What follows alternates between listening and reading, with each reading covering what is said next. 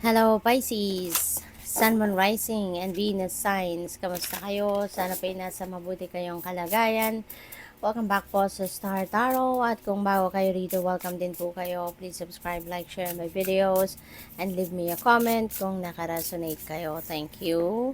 Soul on fire. Wow. So, malamang ngayon, you are going to be very determined, very focused, no, sa kung ano man yung mga gusto ninyong gawin sa buhay. Kung ano yung mga ini-envision ninyo for yourself, sa ngayon na gusto ninyong ma-achieve, siguro ngayon, you will be super determined, no? Yung drive ninyo talagang napakataas siguro ng level, and you're going to do anything and everything in your power para makuha ninyo kung ano yung gusto ninyo, no? So, good luck sa'yo. Tignan natin kung ano pa ang mga mensahe para kay Pisces. We have rutilated quartz. I am grateful that my vital life force provides me with the energy and motivation to live life to the fullest. Wow. So, maaari na ang iba talaga sa inyo sa ngayon, ano? Makakaramdam kayo ng very strong and powerful force, na talagang mag-aano sa iyo, magpo-push sa inyo na sige na, go for whatever you want. Chase after your dreams. Yung mga ganon, you will be energetic, you will be driven, you will be highly motivated and inspired sa ngayon, 'di ba? Na i-enjoy ang buhay, gawa ng paraan, no, na ma-achieve mo kung ano yung mga pinapangarap mo, yung mga ganun ba, no? So talagang napaka ano ninyo sa ngayon. Determinado. Improve energy levels and increase life force, maintain focus, increase feelings of self-empowerment, and amplify courage and confidence. Ito yung mga para doon naman sa mga Pisces, no, na medyo napaghihinaan ng loob doon sa mga parang medyo nag-hold back, no, sa mga gusto nilang gawin sa buhay. Ito naman yun ang para sa iyo, no? Nadagdagan mo yung inyong energy level, okay? Maintain focus sa kung ano yung mga priorities mo, ano yung mga gusto mong marating sa buhay, no? Doon ka mag-focus, maging goal-oriented kayo. At isa pa, magtiwala kayo sa inyong sarili, sa inyong kakayanan, at mag-ano kayo, maging, ang tawag dito, i-activate ninyo yung inyong courage and inyong inner strength. Kasi kapag meron kayong ganon, ay nako, wala kayong hindi mapagtatagumpayan, diba? So, by the way, Pisces, maraming salamat for subscribing to my channel, and if you haven't subscribed yet, subscribe na po kayo. And there is also a join button sa baba ng video. Kung gusto po ninyong mag-member sa channel, yung join button lang po yung aanuhin ninyo, i-click ninyo. Thank you. So, we have 7 of Pentacles. Ayan, Pisces. Wow, napakaganda ng mga magiging kaganapan sa buhay ninyo sa ngayon. This is going to be the beautiful surprise sa iyo ng universe, no? Tagumpay, pera, ang gaganda. So, unahin natin ito, si Seven of Pentacles. No? So, ngayon, parang natutuwa kayo. Tignan mo yung mukha ng lalaki. That represents you. So, maaaring napapansin ninyo sa ngayon na kung ano man yung mga bagay na pinag-effortan ninyo in the past, sa ngayon, siguro nakikinikinita ninyo na things are working out well, no? Or working perfectly for you sa ngayon. Kasi, although alam ninyo, aware kayo na hindi pa to ready for harvest, no, na mga bunga ng itinanim ninyo, but you are confident, no, na maganda yung ginawa ninyo, maganda yung strategy ninyo na in-apply ninyo rito, kasi it's working well, no. Natutuwa kayo kasi namumunga, 'di ba?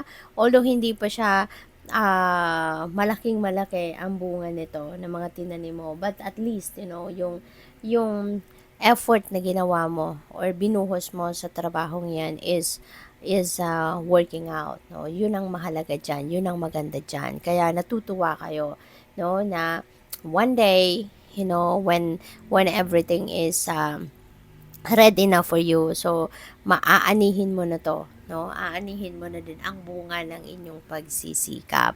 And maybe then sa ngayon kailangan mo ng pahinga, no?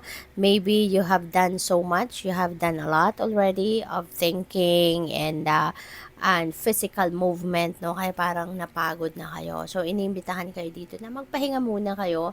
Wag muna kayong mag-iisip, no? Pahinga mo yung isip mo, pahinga mo yung katawan mo so that you can replenish your lost energy, so that you can get back to your core muna, you can get back to your center muna, and with that, mas magiging maganda ang resulta ng mga susunod mo pang gagawin, 'di ba? If you are rested. Kasi baka napagod na kayo, na-stress na kayo 'di ba? Yung strength na to, feeling ko this is your physical strength, no? Na kailangan mong bawiin, na kailangan mong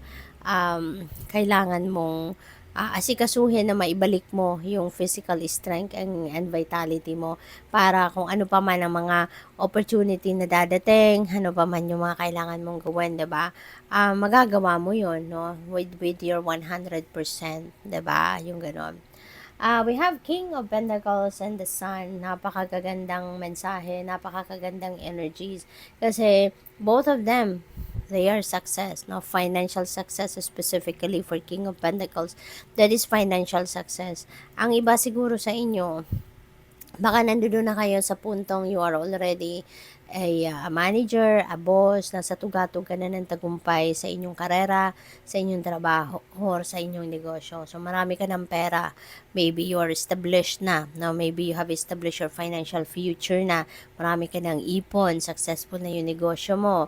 Marami ka ng branches, siguro. No? Yung mga ganun ba?